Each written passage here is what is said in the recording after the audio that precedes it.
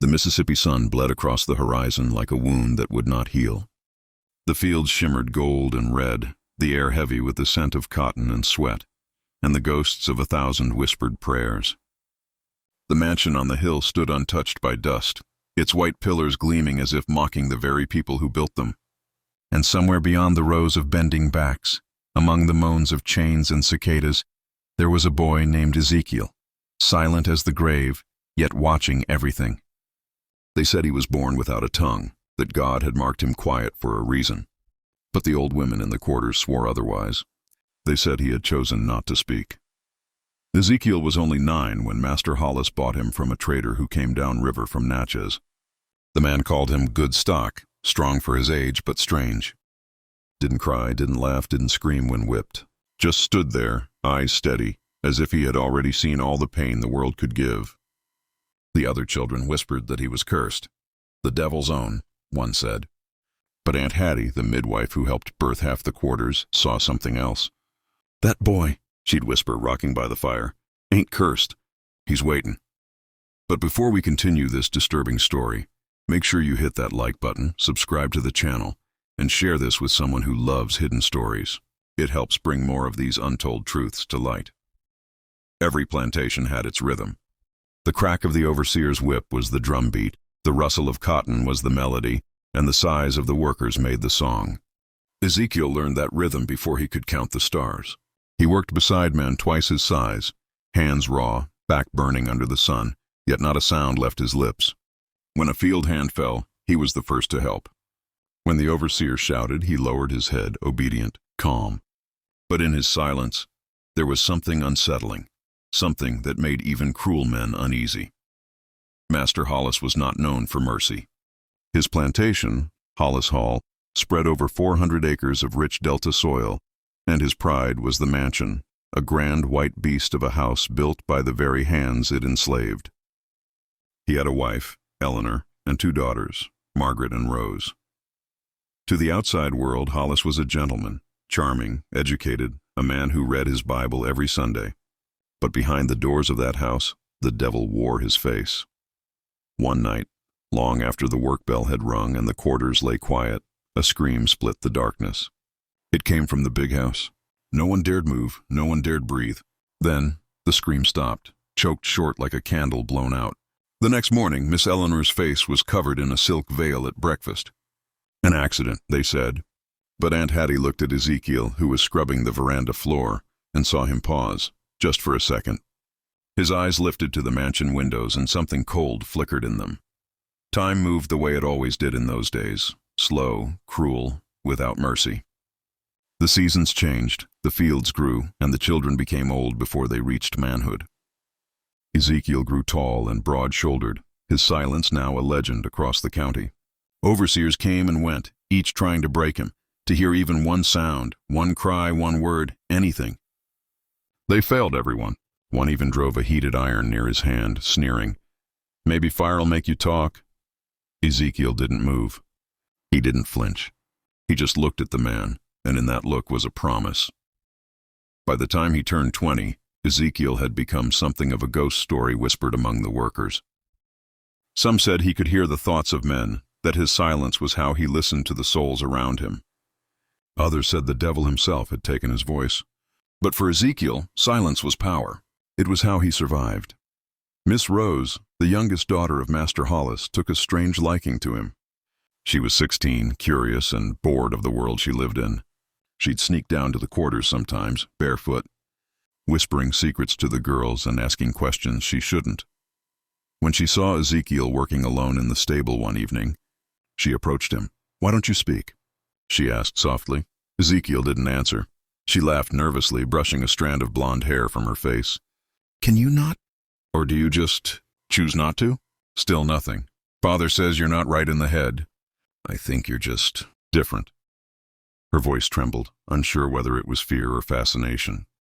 She left that night, but something had shifted.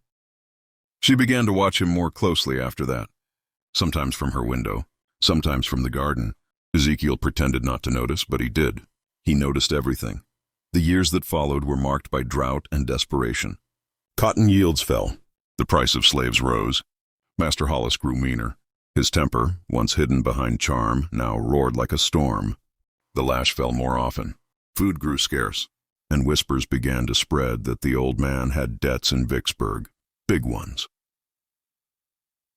One evening, a stranger rode up to Hollis Hall.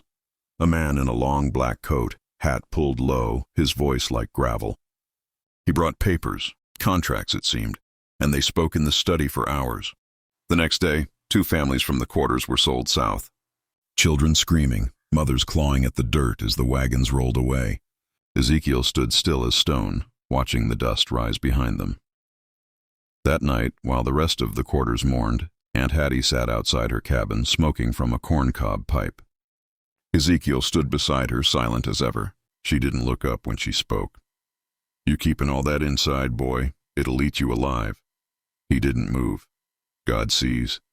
Don't think he don't, but sometimes he need a man's hand to do his burnin'."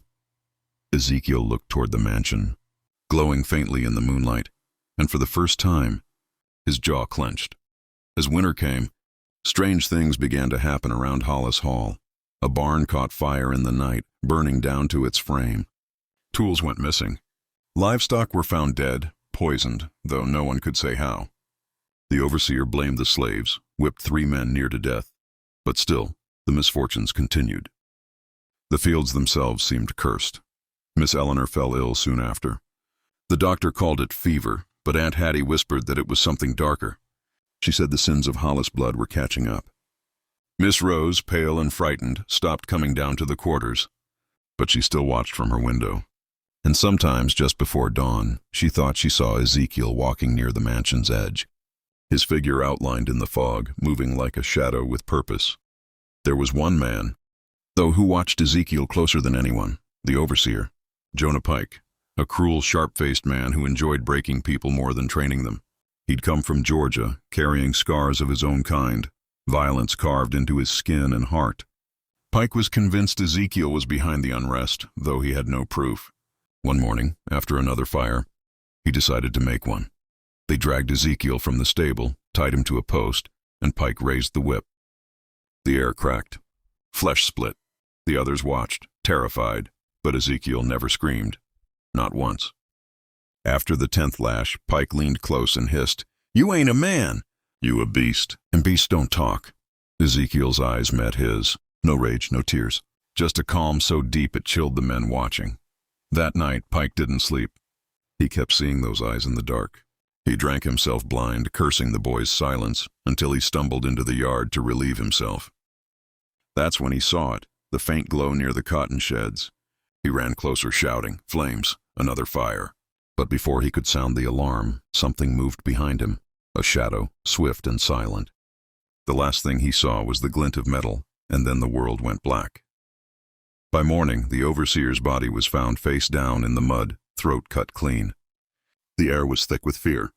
Master Hollis blamed the field hands, locked them in the quarters, and swore vengeance. But deep down, even he sensed something he couldn't control, something watching him. Days turned to weeks. Snow dusted the delta ground like sugar, but the air burned with tension. Hollis Hall was no longer just a plantation. It was a powder keg waiting for a spark. Miss Eleanor's fever worsened, her cries echoing through the empty halls. Miss Rose began to pray at night, whispering words she barely believed. And Ezekiel kept working, quiet as ever, his eyes fixed on something distant. Then came the night the wind changed. A storm rolled in from the south, thunder crawling across the sky. The slaves huddled in their cabins, praying for mercy, but Ezekiel didn't pray. He stood outside, watching the mansion on the hill, its windows glowing like eyes in the dark. Somewhere inside, Master Hollis shouted orders. The air felt different, heavy, electric. And then Ezekiel turned and walked toward the house. No one knows exactly what happened that night. Some say lightning struck first. Others swear they saw Ezekiel carrying a torch. But by dawn, Hollis Hall was nothing but ashes. The mansion that once gleamed white against the sky was now black ruin. And in the wreckage, they found him, Ezekiel, standing at the edge of the field, covered in soot, eyes unblinking, still silent. When they tried to question him, he didn't resist. He didn't run. He just stared at the smoking remains. Master Hollis's body was never found. Only Miss Rose survived. found half-conscious near the orchard, whispering one word over and over again. Fire. The dawn after the fire was unlike any other in Mississippi memory. The sky was the color of rust, the air thick with the stench of charred timber and flesh. Smoke still curled from the blackened ribs of Hollis Hall, rising like ghosts refusing to leave. The people of the quarters stood together, trembling, faces gray with fear and disbelief. The mansion, their master's pride, the heart of their torment, was gone. Only the chimney stood, pointing like fingers toward a heaven that had stayed silent too long. Ezekiel stood apart from them, motionless, his face streaked with soot and ash. The dawn light caught his eyes that seemed older than time itself. Men whispered his name under their breath, as though even speaking it aloud might summon judgment. No one dared approach him. No one dared ask the question that burned in every heart. Did he do it? When the riders came from town, the ground trembled under their hooves. Sheriff Wallace, a heavy man with a whiskey belly and eyes red from sleepless nights, led them. Behind him came 3 deputies and a preacher from the Baptist mission in Greenville. They looked upon the ruins of Hollis Hall with something like awe and fear combined. The sheriff dismounted, spat into the dirt, and stared at Ezekiel. "Well, I'll be damned," he muttered. "He don't even look scared." The preacher, a thin, severe man in a black coat, crossed himself. "The Lord's hand has written something here, Sheriff. I can feel it." "Maybe," Wallace grunted. "But I aim to find out what kind of hand it was that held the torch." They found Miss Rose in the care of Aunt Hattie, wrapped in a wool blanket, her skin pale as the ashes around her. Her eyes darted like a trapped bird's whenever anyone spoke too loud. When the sheriff asked what she'd seen, her lips trembled. It was fire," she whispered. "It came alive. I saw him. I saw Ezekiel in the hall. He was standing there, the flames all around, and he didn't burn." "Didn't burn?" Wallace repeated, frowning. She shook her head violently, clutching her blanket tighter. He just watched the fire. It bent around him, like it knew him. The preacher's lips moved in silent prayer. That was enough for the sheriff. He gave the order. "Take him in." They bound Ezekiel's hands behind his back with iron cuffs and led him down the hill. He didn't resist, didn't struggle, didn't even glance back at the smoking ruin. The other slaves watched in silence, some crossing themselves, some unable to look at all. Aunt Hattie stood still as stone, her pipe gone cold between her fingers. As they dragged him away, she whispered under her breath, "Lord, don't punish the hand. Punish the sin that made it." The jail in Greenville was a squat, crumbling building that smelled of sweat and sorrow. They threw Ezekiel into a cell at the back, a single barred window letting in a strip of gray light. The sheriff came later that afternoon, chewing tobacco and carrying a jug of water. "Now listen here," he said, pacing slowly before the cell. "I don't know what kind of devilment you've been up to, boy, but folks are saying you killed the Hollises." "That true?" Ezekiel sat still, staring at the wall. The sheriff sighed, rubbed his temples. "Ain't much for talk, are you? Folks say you never said a word your whole life. Maybe that's true. But I got a problem, see? I need to know why. You burn down a house like that, kill your master, his wife. That ain't just vengeance. That's a message." No answer. Wallace squatted, looking Ezekiel in the eye. "I seen killers before. Men who laughed while they did it. Men who cried after. But you ain't like any of 'em. You sitting there like a man who don't owe the world nothing." He waited, then stood with a grunt. "Preacher's coming by tomorrow. Maybe he can pull some words out of you. Till then, you best pray." The days that followed turned the little town into a fever. Rumors spread like wildfire. Some said Ezekiel had made a deal with the devil. Others said he was an angel of wrath sent by God himself to punish the wicked. Folks came from miles around just to catch a glimpse of him through the bars, this silent man who'd burned down the biggest plantation in the county and never spoke a word about it. On the 3rd day, the preacher came, Reverend Bartholomew Crane, tall and gaunt, his eyes sharp as nails. He brought a Bible and a wooden cross, though it was clear he trusted neither to protect him from what he feared he might find. He sat across from Ezekiel, folded his hands, and began softly. "Son, I come not to judge, but to understand. The good book says the wages of sin is death, but it also says there is redemption for the sinner who confesses." Ezekiel didn't move. "Did you light that fire?" No response. The preacher leaned forward. You understand, don't you? That fire killed women, children. If you're to die, better to meet your Maker with clean conscience. Speak, son. Speak your truth. For the first time, Ezekiel turned his head. His eyes met the preacher's, and in that gaze was something ancient, something that made Crane's throat go dry. It wasn't hate. It wasn't pride. It was knowing. Crane swallowed hard. You can hear me, can't you? Ezekiel blinked slowly. Crane felt the hair on his arms rise. Then you understand judgment. You know that what's coming is death. A flicker of expression crossed Ezekiel's face, something almost like sorrow. He raised his hand slowly, deliberately, and pressed his fingertips to his lips. Then he lowered them to his heart. The preacher's voice trembled. What does that mean? But Ezekiel said nothing. When the sheriff came later, Crane was pale as chalk. That man, he whispered, ain't like any man I've ever seen. There's something in him, something old. It ain't the devil, Sheriff. It's something older than that. Wallace snorted. Older than the devil? Preacher, you've been reading too many stories. But that night, the sheriff had a dream. He saw Hollis Hall burning again, flames licking the sky. He saw Ezekiel walking through the inferno untouched, and behind him, the shadows of chained men rising, whispering through the smoke. When he woke, sweat drenched his shirt and his throat was raw from screaming. By morning, half the county had gathered outside the jail, demanding justice. Hollis had been rich, powerful, feared, and though he'd been cruel, his name still carried weight. They wanted blood. Hang him, someone shouted. Burn him like he burned the house. The sheriff stepped outside, his hand resting on his revolver. Ain't gonna be no mob justice here. He'll hang proper, under law. But in those days, law bent easily under the weight of hate. By sundown, the crowd had grown into a mob. Farmers, merchants, overseers, their faces twisted by drink and vengeance. They stormed the jail, dragging Ezekiel into the street. He didn't fight, didn't speak, didn't even look afraid. They tied a rope around his neck and threw it over the limb of the big oak near the courthouse. The crowd roared. The preacher tried to stop them, shouting, "This is sin upon sin!" But they didn't listen. The sheriff stood helpless, his face gray. As they pulled the rope tight, lightning cracked across the sky. A storm rolled in fast, wind howling through the streets. The mob hesitated, glancing upward, but rage makes men deaf to warning. "Do it!" Someone screamed. "Make him pay!" And they did. The rope went taut. Ezekiel's body jerked, lifted from the ground. Thunder rolled. Rain began to fall, heavy and cold. The crowd fell silent, watching as the storm washed over them. Then something strange happened. The rope burned. It didn't fray. It didn't snap. It burned. Fire raced along the hemp like it had a life of its own, and when it reached the tree limb, it exploded in sparks. The crowd stumbled back, screaming. The storm howled louder.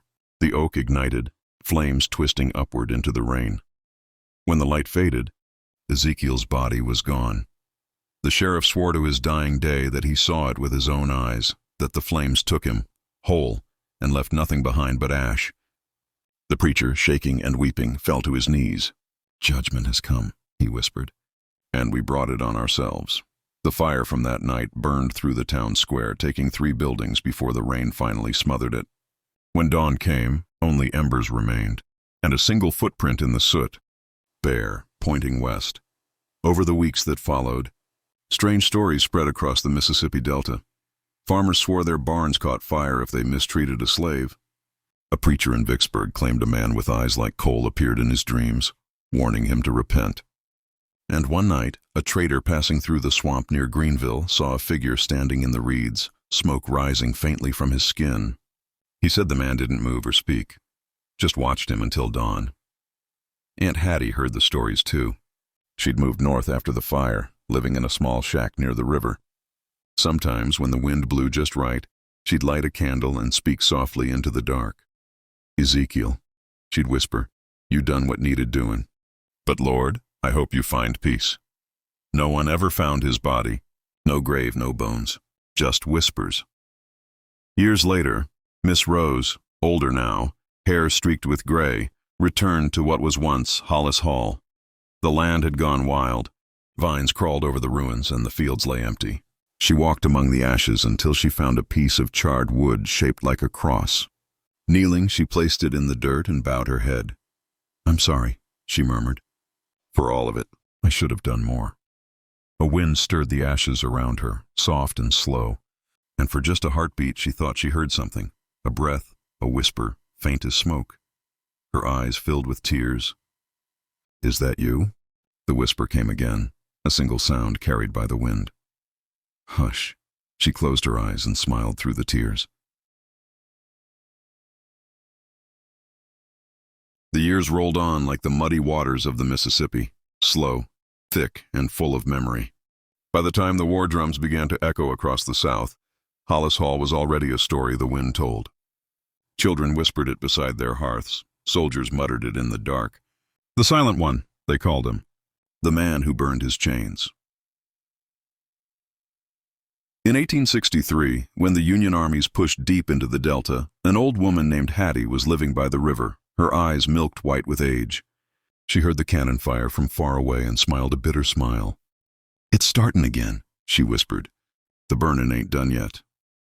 A group of colored soldiers passed through her shack that spring, men of the 1st Mississippi Regiment.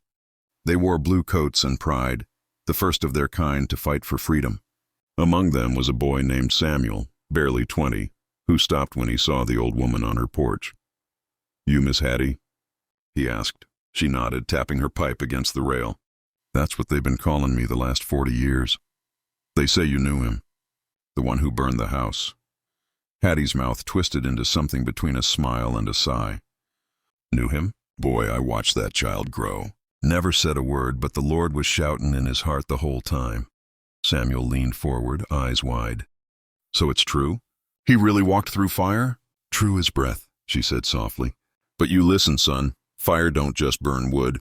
It burns lies, burns sins clean off the bone. That's what he came for." Samuel told her he'd dreamed of a man standing in smoke, staring north. Hattie's pipe slipped from her hand. "Then he's still walking," she murmured. After the war ended and the Confederacy lay in ruins, the legend of Ezekiel spread like the rumor of God's own justice. Freedmen told the story in fields and shanty towns. Preachers thundered it from pulpits in Georgia and Alabama. White planters spat whenever they heard the name, claiming it was Yankee propaganda, a ghost tale meant to stir rebellion. But deep down, even they feared it, because fire, once lit, never really dies. In 1872, a traveling photographer named Silas Rohn came to Greenville. He was a northerner, thin and nervous, setting up portraits for coins. One evening, he was invited to the ruins of Hollis Hall by a pair of local men who swore ghosts walked there at dusk. Rohn laughed at them, calling it superstition, but curiosity is a dangerous candle. He arrived as the sun was falling, light bleeding red over the collapsed chimneys. The air smelled of wet ash even after 20 years. He unpacked his camera, turned the lens toward the ruins, and froze. Through the broken doorway stood a figure, tall, bare-chested, eyes catching the dying light. Rohn shouted, thinking it some wanderer, but the figure did not move. The photographer raised his camera, snapped the plate, then blinked, and the figure was gone. Weeks later, when he developed the image in his darkroom in New Orleans, his hands began to shake. In the plate's grainy silver surface, the ruins were clear as day, and standing amid them, faint but unmistakable, was a man shrouded in smoke. He sold that photograph for $50 to a newspaper editor, who printed it under the headline, "The Spirit of Hollis Hall." It spread across the South within days. By the turn of the century, the story had grown teeth. Children recited it in schoolyards, each version darker than the last. In one, Ezekiel wandered the earth lighting fires wherever injustice lived. In another, he was an angel bound to flame, doomed to return whenever cruelty took root again. In 1905, a professor from Chicago University, Dr. Lewis Harlan, visited Mississippi to collect folklore for a book. He spent 3 weeks interviewing ex-slaves and old townsfolk. His notes were filled with conflicting details. Ezekiel had golden eyes. Ezekiel could not cast a shadow. Ezekiel's footsteps left scorch marks. But among all the noise, one truth kept surfacing. He never spoke. Harlan's final entry read, "If silence is the language of the oppressed, then Ezekiel is its prophet." Time kept grinding forward. The cotton fields gave way to railroads, the railroads to motor cars, and still the whispers lingered. When the Great Flood of 1927 drowned the delta, people said they saw him again, standing on the levee, watching the waters rise. "He's here to wash it clean," one preacher cried before the river swallowed his church whole. In the 1940s, when black sharecroppers formed unions and demanded fair wages, their rallies sometimes ended with fires in the night. Barns, sheds, the homes of those who tried to break them. Always afterward, someone claimed to have seen a man with eyes like coals watching from the tree line. The whites called it arson. The locals called it Ezekiel's warning. And still, no one knew if he was flesh or spirit. In 1964, a reporter from Jackson named Eleanor Briggs drove to Greenville to write an article about the civil rights marches. She was a pragmatic woman, skeptical of ghost stories, but one evening an old man approached her at a diner. His name was Samuel, white-haired now, eyes sharp as river glass. "You looking for stories?" he asked. "About the movement, yes." He nodded slowly. "Then you ought to hear the first one ever started here." She followed him to a sagging porch by the river. The old man told her everything, about Hollis Hall, the fire, the hanging that wasn't, and the legend that walked after. He spoke until the moon was high, then pointed toward the dark line of trees beyond the water. "Sometimes he still passes through," Samuel said, "when folks forget what they fought for." That night, Eleanor drove back toward town. The road was empty, the fields flat under the moon. And then she saw him, just for a heartbeat. A tall figure standing at the edge of the cotton rows, still as a statue, a faint shimmer of heat bending the air around him. She slammed the brakes, heart pounding. When she looked again, he was gone. The next day, she filed her story. It ran under the title, "The Fire That Never Went Out." Decades later, in 1998, a film crew came to document Mississippi folklore for public television. They interviewed historians, preachers, descendants. At the ruins, now nothing more than mounds under vines, they set up their cameras. Halfway through the shoot, one of the lights flickered and died. The sound engineer swore he heard something on his headphones, a low hum like a breath drawn deep. The director, amused, told him to keep rolling. When they played back the footage that night, there was a voice. Just one word, soft and ragged between the crackle of static. "Enough." The director deleted the file, pale as chalk. But the editor made a copy first. That copy leaked years later onto the internet, buried on forums and video archives. People debated it endlessly. Some said it was a hoax. Others swore the voice carried a heat they could feel through their speakers. By the early 2000s, the legend had transformed again. Musicians wrote blues songs about the silent flame. Artists painted murals of a man half human, half ember, walking through burning cotton fields. In church basements and spoken word clubs, people recited the tale not as horror, but as prophecy, a reminder of justice born in fire. Yet even legends can sleep. For 2 decades, Ezekiel's story faded, reduced to a few lines in forgotten documentaries. Until 2020.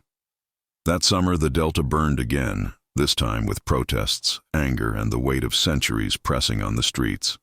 In Greenville, young activists marched past the courthouse oak where they'd once tried to hang a silent man. Someone spray-painted words on its trunk, "He still walks." That night, as rain began to fall, a group of them swore they saw light near the old Hollis grounds. Not lightning, not lanterns. Fire moving slow, deliberate, tracing the outline of what had once been the mansion. When they drew close, the flames flickered into a shape. 2 eyes, steady and watching before fading to smoke. The next morning, nothing remained but wet ash, and a single footprint burned deep into the soil. Eleanor Briggs's granddaughter, Maya, a filmmaker, heard about it and returned to Mississippi with her camera. She interviewed the witnesses, then searched through her grandmother's old files.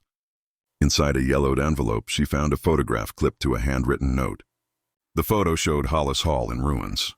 In the background, faint but visible, stood a man surrounded by smoke. On the back, Eleanor had written one sentence. "He never burned, because he was the fire." Maya set out to finish what her grandmother started, to tell the full story. She visited the descendants of those who had lived through it, sharecroppers, preachers, even the last remaining Hollis heir. Each had a piece of the tale, none complete, but every one of them said the same thing at the end. "If you ever go out there, don't speak his name. Just listen." One night, as she filmed the overgrown ruins, the wind picked up. Her boom mic crackled. From the darkness came a low, rhythmic sound, like someone dragging a chain through dry grass. Maya froze. Her cameraman whispered, "Did you hear that?" The sound stopped. Then a faint orange glow bloomed between the trees. It rose, swirled, and for a moment formed the shape of a man before dissolving into sparks. The air grew hot enough to sting. Maya whispered into the mic, "Ezekiel?" Silence. Then, softly, so softly she thought she imagined it, came a voice. "Not yet." The footage cut there. When the film released 2 years later under the title The Silent Fire, it spread across the world. Viewers debated whether the final scene was real. Some said it was edited, others swore they felt warmth radiating from their screens. But beyond all the noise, something older stirred in the collective heart, a recognition that stories like this aren't about ghosts. They're about memory, about the kind of silence that can outlast centuries. Because somewhere in Mississippi, when the summer air grows thick and the cicadas fall quiet, people still swear they see him, a tall, still figure standing in the distance watching the fields. Sometimes he walks the levee, sometimes he lingers near the oak in the courthouse yard. And if you listen long enough, you might hear the faintest whisper drifting through the heat, "Hush," and then the wind carries it away. The fire that would one day consume the Harrow estate was still weeks away, but its first spark had already been lit, not in wood, but in the hearts of men. Down in the slave quarters, word of Ezekiel's defiance spread like whispered thunder. Some called him cursed, others called him chosen. The boy who had never spoken had stared into the eyes of the master and lived. It was something none of them had ever seen, and none would forget. And though Ezekiel said nothing, as he always did, something inside him had changed. His silence was no longer the silence of fear. It had become the silence before a storm. By early May, the air over Mississippi had turned heavy and strange. A feverish humidity clung to everything, the kind that made men restless and short-tempered. The sugarcane fields shimmered with heat, and the cries of cicadas filled every gap of quiet. Life on the Harrow plantation continued as it always had. Crops to be cut, tools to be mended, bodies to be bent under labor. Yet something invisible had begun to stir among the workers. They started glancing toward the old oak tree where Ezekiel often stood, his shadow fixed like a monument at dusk. Even those who once mocked him now watched in uneasy reverence, as if waiting for him to reveal some secret only he knew. The master, Elias Harrow, felt it too. His wife, Margaret, had fallen ill with a persistent cough that rattled the house at night like distant thunder. The doctors said it was the swamp fever, common in these parts, deadly in some. Elias grew bitter and crueler by the day. His temper had always been quick, but now it seemed to have no bottom. Whips cracked for the smallest mistakes. Meals were shortened, chains stayed longer, and still, through it all, Ezekiel worked with the same eerie calm, the same quiet that now unnerved even the overseers. One morning, when the sun rose like blood behind the cotton fields, Ezekiel was assigned to work inside the mansion for the first time in years. The head servant, old Martha, guided him through the back corridor with trembling hands.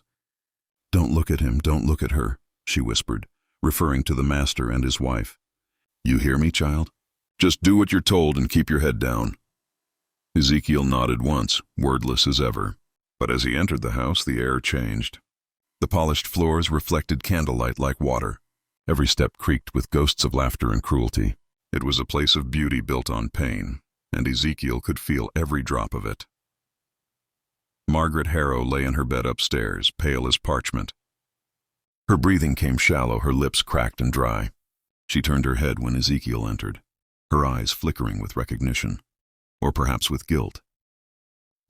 You're the quiet one," she rasped. "Elias says you never speak. Is that true?" Ezekiel said nothing. He set down the basin of water beside her bed and waited. She studied him for a long time. "I envy you," she whispered at last. "A world without words. Maybe it's a kinder place."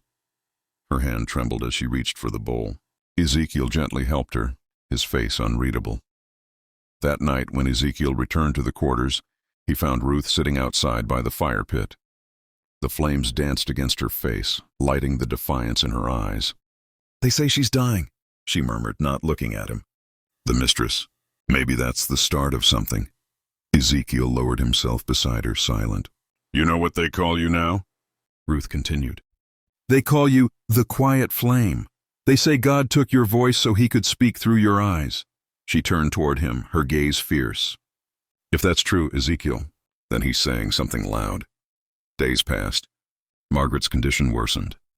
The master spent his nights drinking in his study, muttering about death, betrayal, and divine punishment.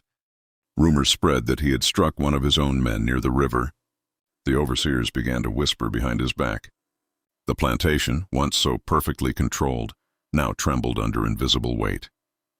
And through it all, Ezekiel kept appearing in strange places, near the barns at night, by the fields at dawn, standing motionless in doorways where the light bent just right.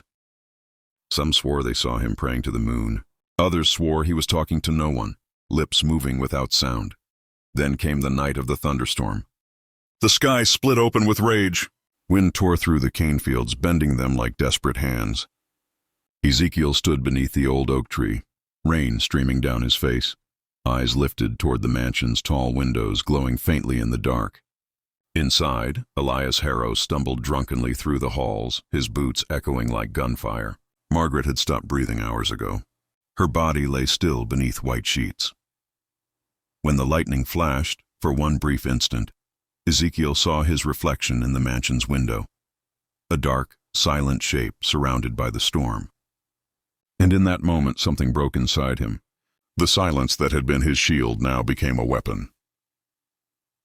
The next morning, the plantation awoke to a strange stillness. No birds sang. The air felt wrong.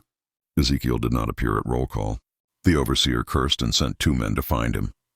They returned empty-handed. "He gone," one said, shaking his head. "Ain't no trace of him." By noon, whispers turned to fear. Some said he'd run. Others said he'd died. Ruth said nothing. She just kept staring at the horizon, where the mansion's chimneys pierced the gray sky like black fingers. That evening, Elias Harrow stood alone in his study. Empty bottles lined the table. His face was gray and drawn. Margaret's death had hollowed him, but pride kept him upright. He stared into the fireplace, where embers still glowed faintly. "God takes her, but leaves me with you," he muttered to the empty room. "You hear me, boy? Wherever you are, I'll find you." The words caught in his throat. A faint sound echoed behind him. Soft, deliberate footsteps. He turned. Ezekiel stood in the doorway, soaked from rain, eyes burning with something unearthly. He said nothing. For a long moment, neither man moved. The fire crackled between them. Then Ezekiel stepped forward. Elias's hand went to his belt, to the revolver holstered there, but his fingers trembled. "You think you scare me, boy?" he slurred. "You think your silence means something?" Ezekiel stopped a few paces away. The lightning outside flashed again, bathing the room in white, and for the first time in his life, Ezekiel opened his mouth. The sound that came out was not a word. It was a breath, low, trembling, filled with every wound he had ever swallowed. Elias took a step back. Then Ezekiel spoke. His voice was quiet, rough and ancient, like something dragged up from the bottom of the earth. "I speak now," he said, "and when I am done, this house will never speak again." Outside, the wind howled, pushing against the windows. The fire roared higher. Ezekiel reached into his coat and drew out a small bundle, soaked in oil, wrapped in cloth. He tossed it into the flames. The fire leapt up instantly, licking the mantel, catching on the drapes. Elias lunged forward, shouting, but Ezekiel didn't move. He just stood there, watching the flames climb. The heat grew unbearable. Glass shattered. The sound of splintering wood filled the air. Elias screamed for the servants, for the overseers, for God himself. But no one came. Through the thickening smoke, Ezekiel turned once, his eyes calm. He whispered something the master couldn't hear. Maybe a prayer, maybe a curse. And then disappeared into the fire. Outside, Ruth saw the first orange glow rising through the rain. She fell to her knees, tears mixing with the storm. Behind her, others gathered, men, women, children, watching in silence as the mansion burned. Some wept. Others whispered that justice had come at last. By dawn, nothing remained but charred beams and the black skeleton of the grand staircase. The master was never found. Neither was Ezekiel. Only ashes. and the memory of a man who never spoke until the world finally listened.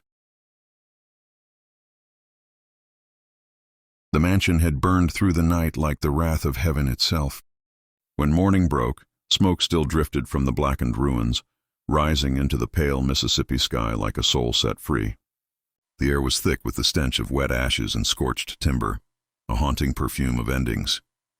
The Harrow estate, once a symbol of wealth, cruelty, and power, now lay silent. Not the silence of peace, but the silence after screams. When the local sheriff rode up with his deputies, they found the slaves gathered in the fields, eyes wide and empty.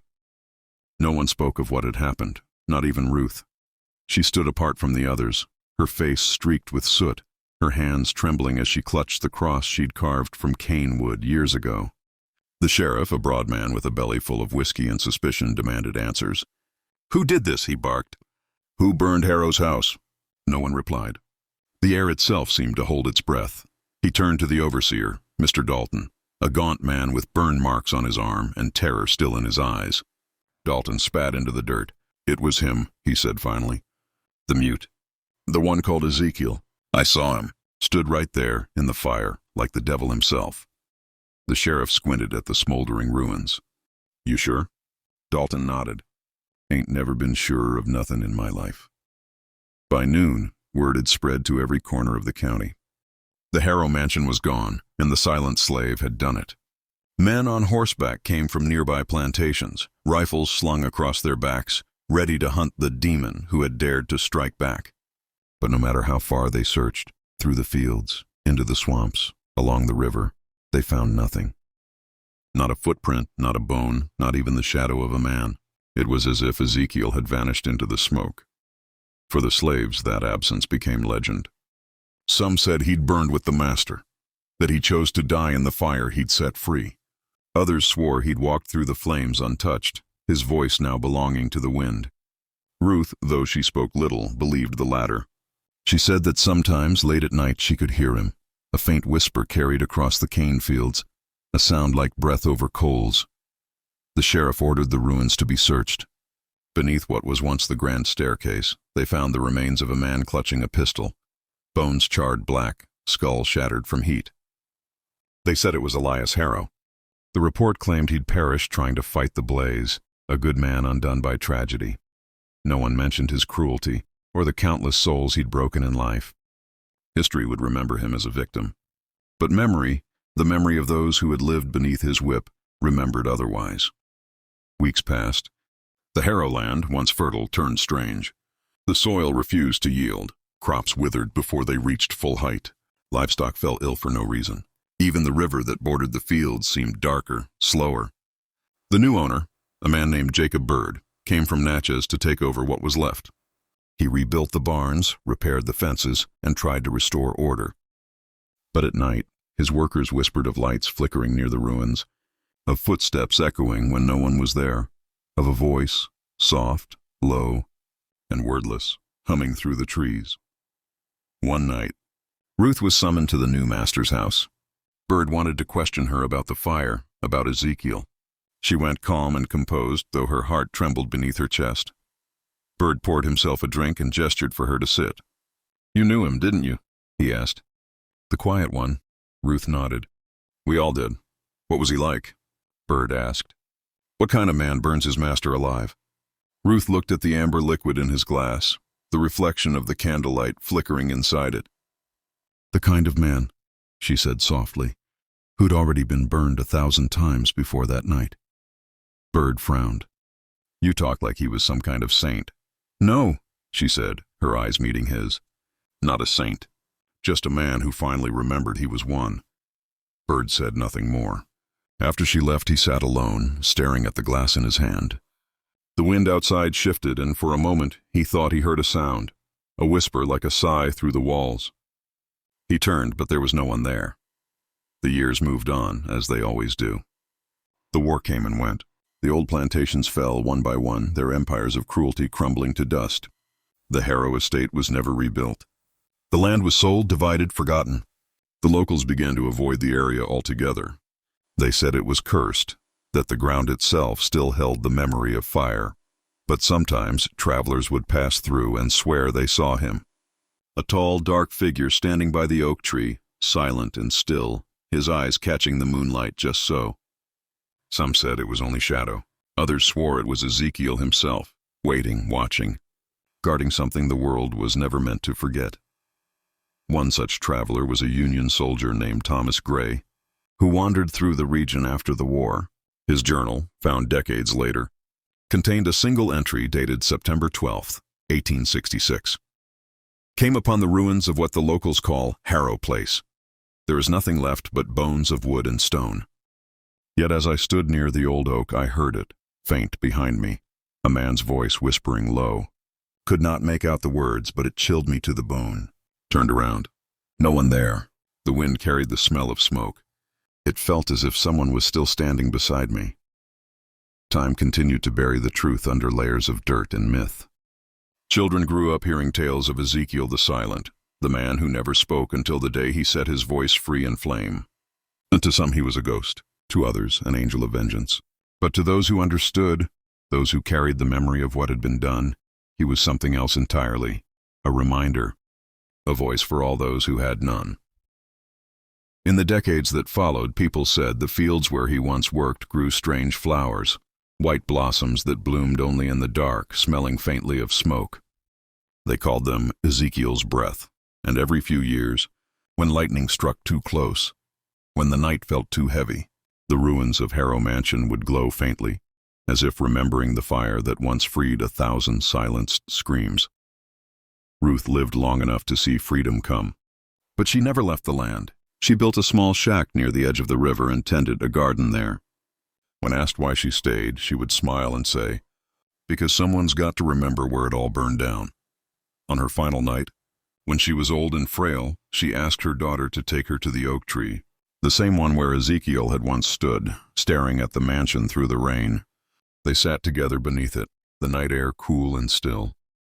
Ruth closed her eyes and whispered, "He spoke, you know. Just once.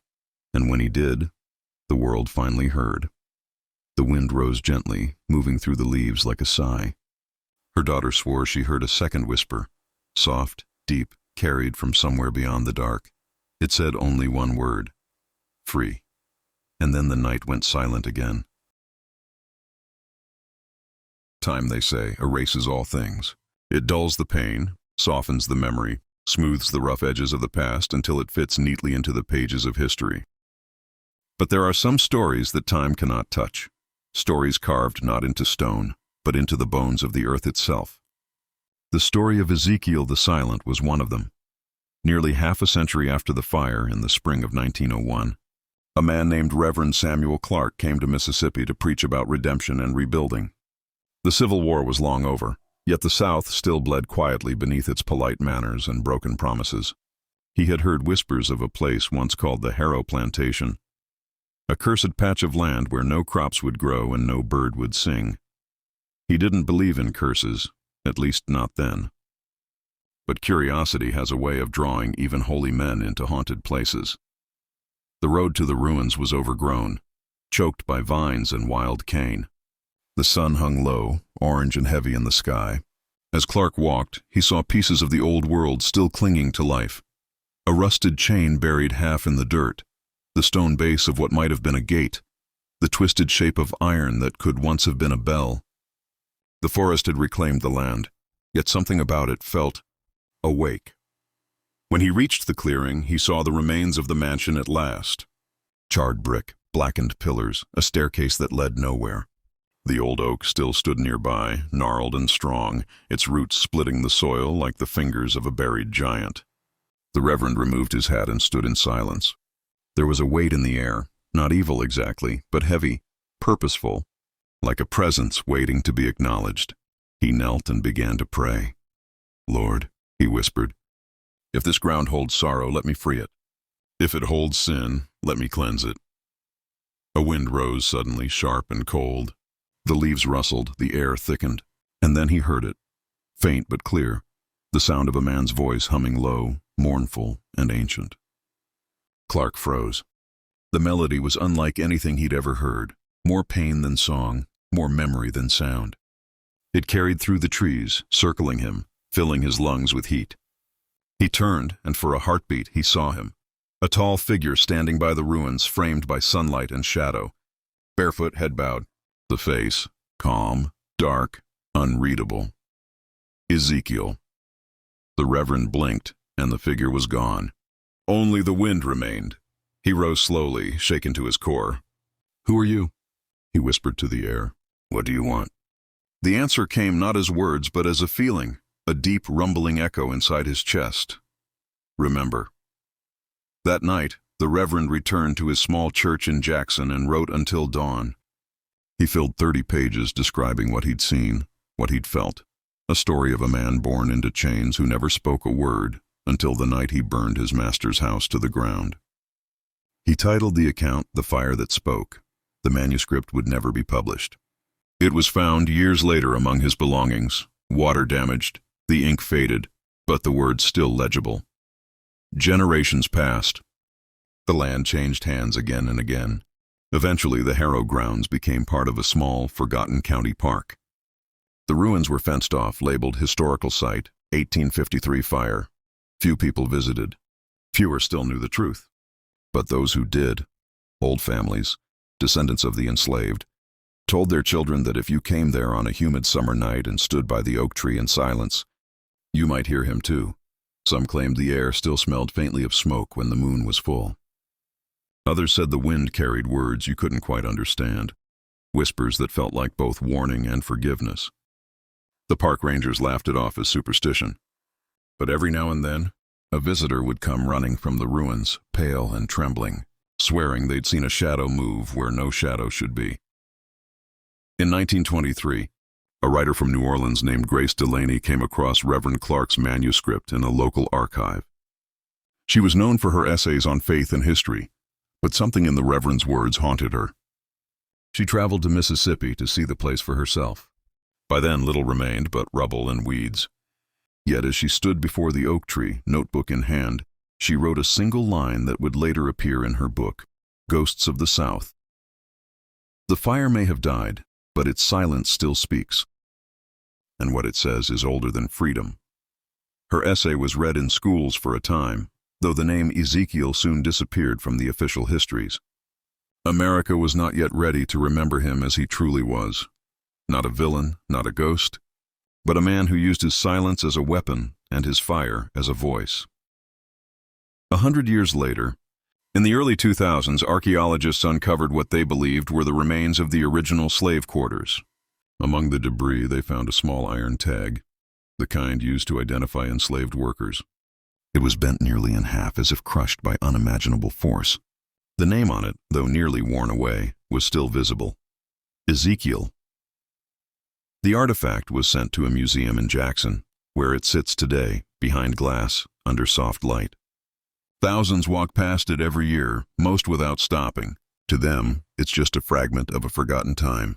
But for those who pause, who look closer, there's something strange about it. The metal is blackened, scorched, yet never melted. And if you lean close enough, if you let the noise of the museum fade away, some swear they can hear it. A faint whisper rising from the metal itself. A sound like a man breathing out after holding his tongue too long. A sound like freedom. The story of Ezekiel the Silent did not end with fire. It lives in every voice that once trembled but now speaks. It lives in every protest, every prayer, every moment when silence is broken for truth. He was not a ghost, nor a legend. He was a man who had been denied his humanity, until he took it back in the only language the world could not ignore. Flame. In the end, he did not burn the mansion for revenge. He burned it so no one would ever again mistake a house built on pain for a home built on power. And though his name was buried, though history tried to silence him once more, the land still remembers. The wind still hums his hymn, and the fire, that ancient speaking fire, still burns quietly in the hearts of those who refuse to kneel. Because silence can be a prison, but once it breaks, it becomes a roar. If you love the darkness, stay with us. Subscribe before the lights go out.